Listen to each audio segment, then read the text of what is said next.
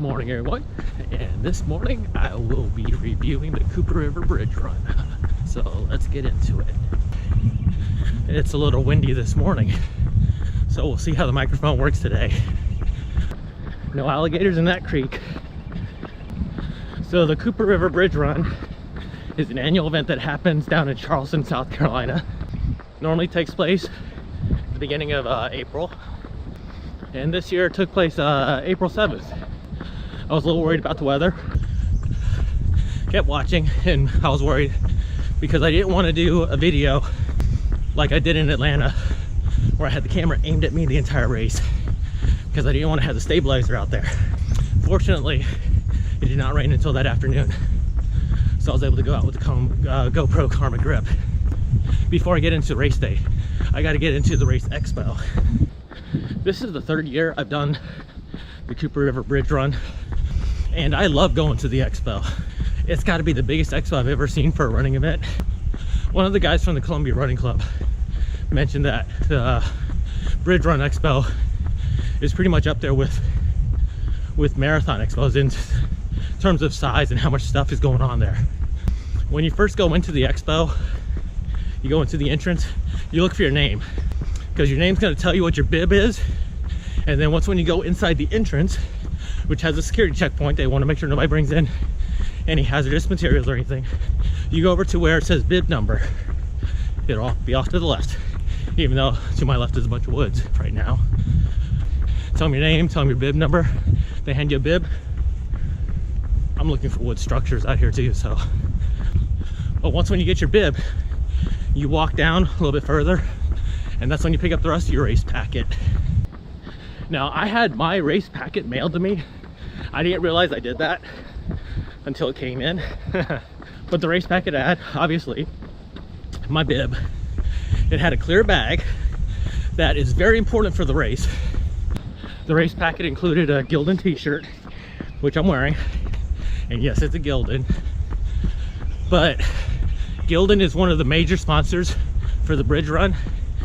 And I think it's because they have such a huge factory down in Charleston. Again, helps keep the cost down low for everybody to join or to sign up. My one recommendation for Gildan though is their t-shirts are nice. I love the design that they are able to print on these things, but please use the thinner t-shirts for the running shirts. This is like a normal t-shirt, and well, it's fine for the casual person, and it's working out for me right now because it's 50 degrees out here.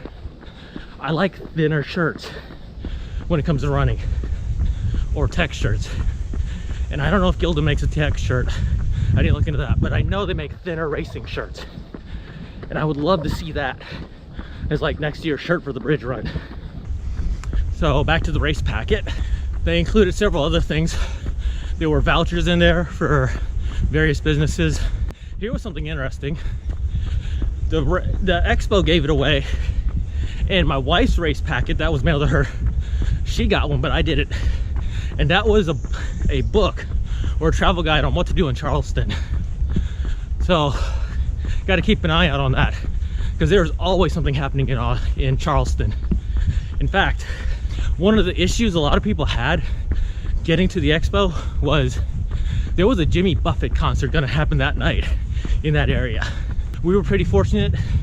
I booked our hotel months in advance right next to the expo, and there's another reason for that, but I'll get into that one later.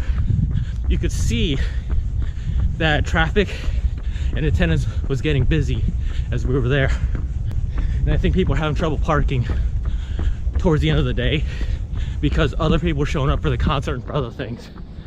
The Bridge Run Expo actually takes place over 2 days, so while the race happens on Saturday, you can show up to get your stuff on Thursday and on Friday.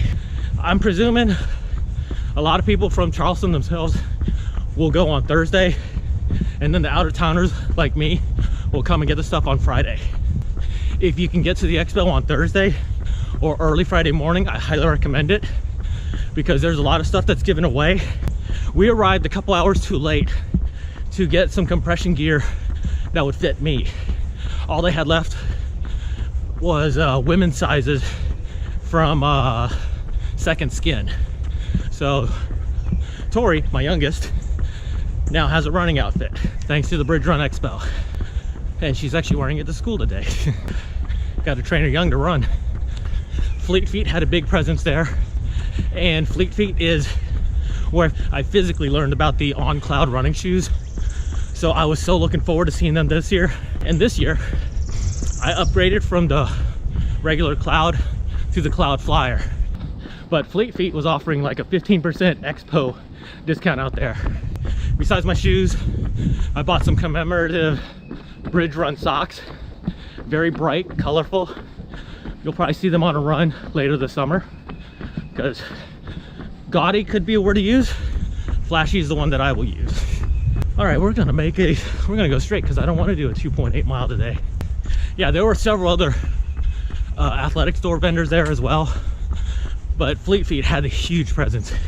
If you wanted your On shoes like me, if you wanted a Hoka, if you want to try Brooks or Mizuno, the ones with the Roadrunner emblem on the side of the shoes. And of course, they're also selling the standbys of Nike, Under Armour, New Balance, Ultra. You could definitely try all sorts of shoes there. Garmin had a little stand there, and it was actually packed. I'm editing my Expo footage right now. Well, not this second, and you'll see that Garmin's table was pretty packed. There were a lot of people selling running belts and running belt type accessories at the Expo. We bought 2 Roost Sport pouches, one for me, one for Amanda. For the most part, I know not to use new equipment during a race. I made that mistake with the Roost Sport pouch. Don't get me wrong, that thing is good. It's like a running belt, but it's magnetic, and well, it clips onto itself onto your shorts. And what it's designed to do is hold your keys, your phone, and whatnot. Well, I figured I would run with my phone down there instead of having it on my arm at this year's run. I don't know if I started a little quickly, or if my shorts have gotten looser, or if I'm actually losing weight. I doubt it's the third one. But my shorts were bouncing, and I could feel the pouch pulling down on my shorts at the same time within the first 50 feet.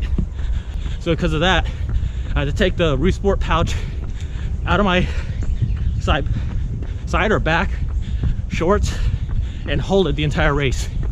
Not exactly the most comfortable thing to do. I'm already holding a Karma grip while running with one hand, and now I'm running with a phone in the other. I'm going to give the Roost Sport pouch another try, but I'm going to use it on training runs right now. I think it's going to be phenomenal without my phone in it. I think my phone's just too heavy right now, and I need better fitting shorts as well. Several race organizers were down there. The Governor's Cup from here in Columbia was down there.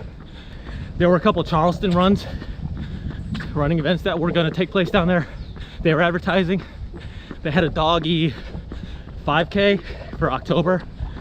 The Asheville Half Marathon people were advertising down there as well. If you didn't know, Asheville's up in North Carolina. A lot of the sponsors for the Bridge Run were there.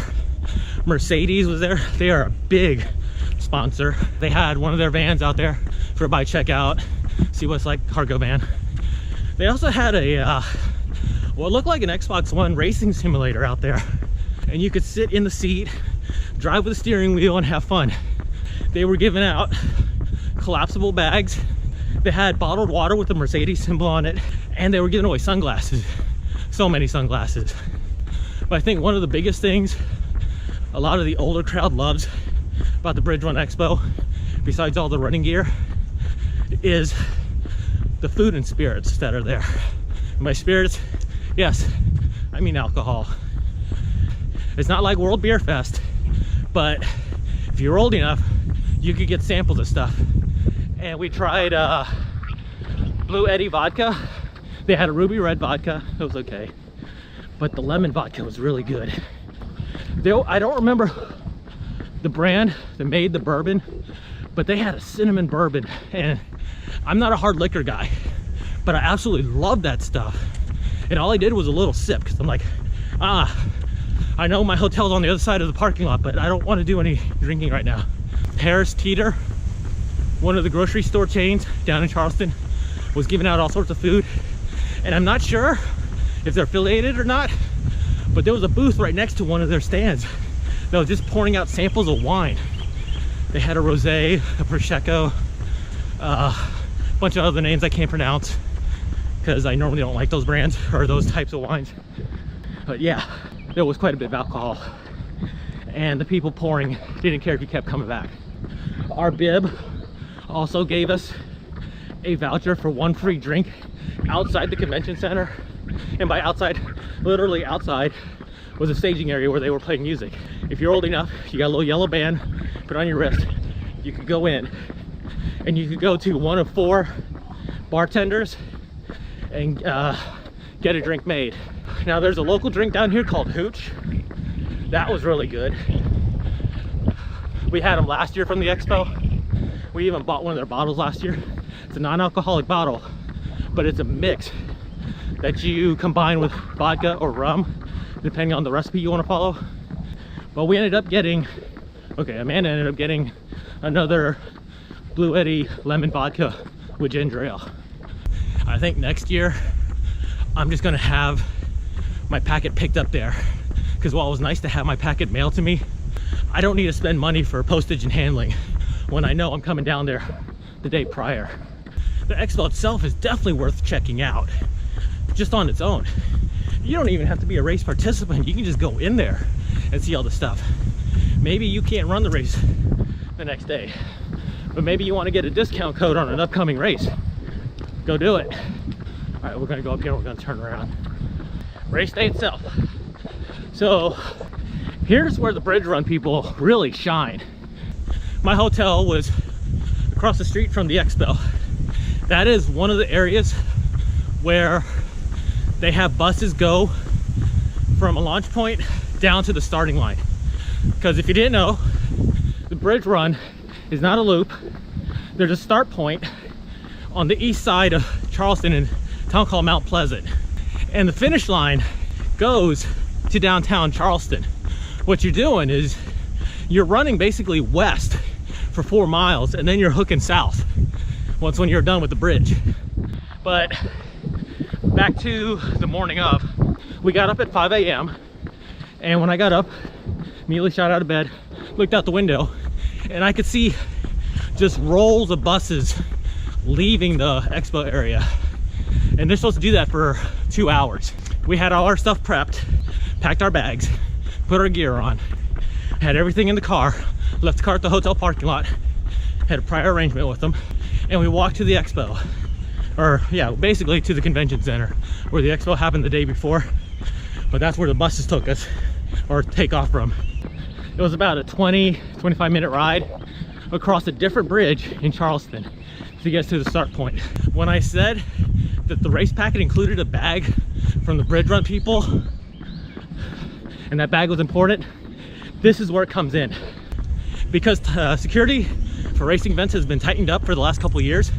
Thank you, one dude up in Boston looking, well, I can't look at you because you're probably in jail, but whatever. Only clear bags could be checked. And even if you had a clear bag, you were still subject to search. So once I got off the bus, I made a beeline for a bag check, turned my stuff in, forgot to drop my keys in my bag. So that was another thing I was carrying during the race. Wasn't too happy about that. But considering I'm used to carrying keys, it was more of an inconvenience at that point than anything else. I was just looking forward to the luxury of not having these with me. Yes, it's a little stormtrooper dude. So after checking the bag in, walked by Dunkin' Donuts, and they had a stand set up outside their store, and they were taking people inside the store. The outside was basically the express lane. You could get a 2-pack of donuts, you could get 1 of 3 types of coffee, hot or cold, out there for a certain price. Not bad. They were also handing out free gear too. So they gave us a free orange cinch bag, which is kind of funny because we just checked our clear bag in, and now Amanda's carrying around an orange bag. Fortunately, her racing costume, I say costume because she ran or she walked as a sloth this year, but her costume had a side pocket, so she just threw her bag in there.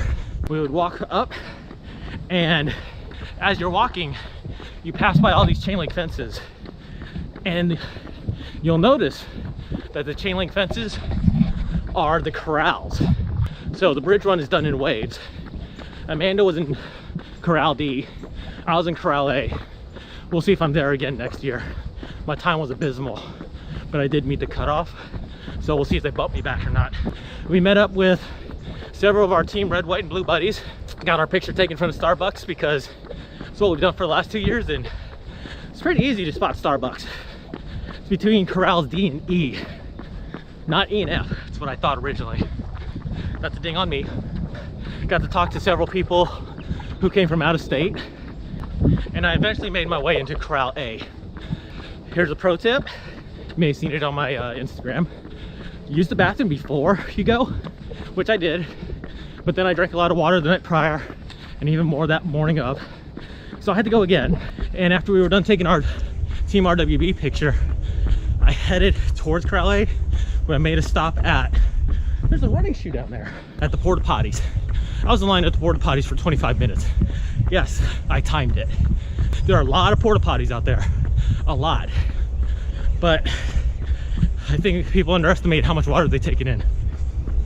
Even with the bathroom break, I was still able to get into my corral with like 2 minutes to spare. Because once when I got in, and I'll say about 20 others did too, we started moving forward. The elite heats were taken off, so everybody who was invited to do the run basically runs the race in like 30 minutes. People who do it in around 45 minutes, they were getting ready to, and then my corral would go, and I stuck in the back because that's what I do. So they sound the horn for our race. We go. I couldn't tell how many people were in Corral B, but I'm really happy to be in Corral A. So bridge run people, if you're watching this, please keep me in Corral A. I love it there. The course up into the bridge, so like the first almost 2 miles is relatively flat, which is misleading because I saw so many people doing what I call the shotgun, taking off so fast at the beginning of the race. I'm like, dude, save your energy. You need to pace yourself, even if this is only 6 miles. There were probably 3 or 4 bands out there playing. That is a significant thing for the bridge run. They try their hardest to get bands out there, and this year, just like last year, there were 22 bands playing along the course. So while I did run with my music, I had it turned down quite a bit to where I could only hear the beat of the music so I could stay in step, but I could listen to the musicians play, the singers sing. There was one drummer dude out there, he was phenomenal. He was like just beating it out there. And then of course there's the crowds. So many supporters come out, you have to hear them cheer you on. But I was getting caught up in the moment too. So we had all these shotgun people taking off, even in the back of the crowd. And I'm speeding up a little, and I'm like, man, this feels really good. And then I see the bridge, and I'm like, oh crap, it's a mile up that thing. Well, it's almost a mile, but still, it's just straight up. It starts gradual, but then you feel the steepness. And even when you're near the top, you can still see that incline going. One thing I love about the Timberland Trail, I love these bridges. Going up the bridge, there's a runner next to me doing a selfie like this. There's people zigzagging. Absolutely loved it. But I was getting to the top, I could feel I was running out of breath. It's not that my legs were tired, it's just, what the hell's going on? Where's all my energy? I'm not aching. Why am I not moving? And I just gradually slowed down until I got to the apex of the bridge.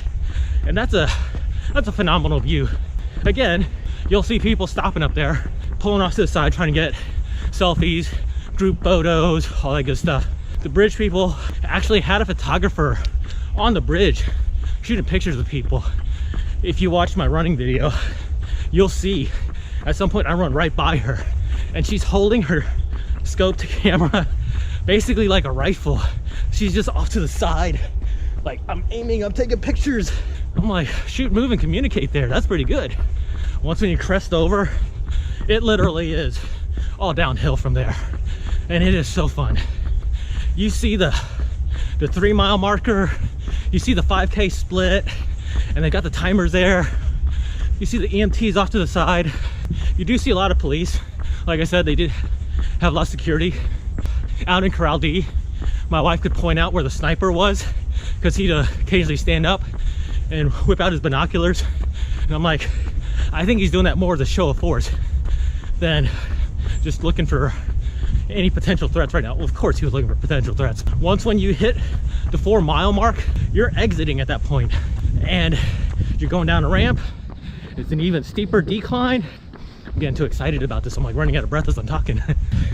There's this big band playing at the corner on the left. They sound pretty good, but as you're going around them, you see all these porta potties, and you see a water station up there. The water station is something I should bring up. When you read the facts and you read other things, it says there's a water station every 2 miles. There is a water station every 2 miles, but then they added another one in there towards, or right before, the 6 mile area. And you've got a couple local businesses who hand out water bottles, and they'll even have cups of water for you out there too. So that's even good, better. You will definitely stay hydrated out there. I know I'm skipping a couple of spots, but some of the highlights I love out there were towards the end. There was one restaurant who had a whole platter of bacon. I don't think anybody behind Corral B would have gotten it, but I definitely grabbed me a piece of bacon, and that was probably the juiciest, greasiest, best tasting bacon I've had in a while. There was a fitness group out there that they might have belonged to a gym. They're like, they had signs up that says touch here for power, I believe in you, hydration is sexy. Hydration is something, it's definitely important, I'll give you that. And then there was one woman further down, she had a sign that says, you're running better than the government. If she knew the state of my legs and how out of breath I was at that time, I don't think she would have agreed with that sign.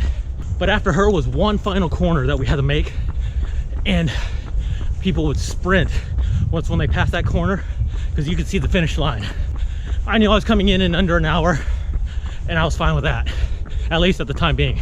Now, I'm a little pissed that I didn't push myself harder. Got up there, finished with all sorts of other people, was able to turn off my Strava at a decent time though. So that was a good thing about having my phone in my hand. But that was the end of the race. Once when you're finished, they're on the microphone and speakers, and they're telling you, don't stop. Once you cross the finish line, keep moving, because there's a bunch of other people behind you. And you do have to walk a good 50 to 100 feet to get your finisher's medal anyways. Definitely, don't stop at the finish line. Go ahead, stop running, but walk, jog, keep moving forward and get your medal. And don't cut people off in the medal line either. Now, one of the best things about the run is the after party that they have there, or after festival. There's so much stuff going on. Other bands and music groups come out. I don't know if they're from Charleston, but they had an African drum group playing as I was coming up into the plaza area where the after party was happening. And to hear those drums going, maybe it's because I like cadences and military, dude, whatever. I loved hearing what they were playing.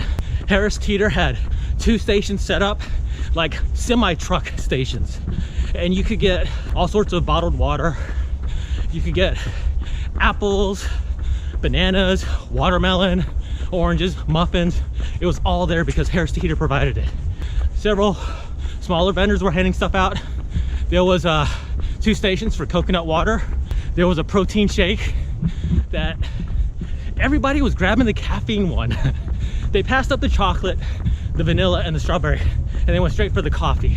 Mercedes had another thing set up, so I ended up with 3 more bags, 2 more sunglasses, and like another bottle of water from them. Learned about zip lining in Charleston. The Charleston Running Club, who originally organized this event, they had a huge station set up for them. There were free massages being given out. I stood in line for like 2 minutes and I'm like, I can't stand here. I gotta go do other stuff. But that was happening. The Fleet Feet running team had their own booth set up. Harris Teeter had 3 stations set up.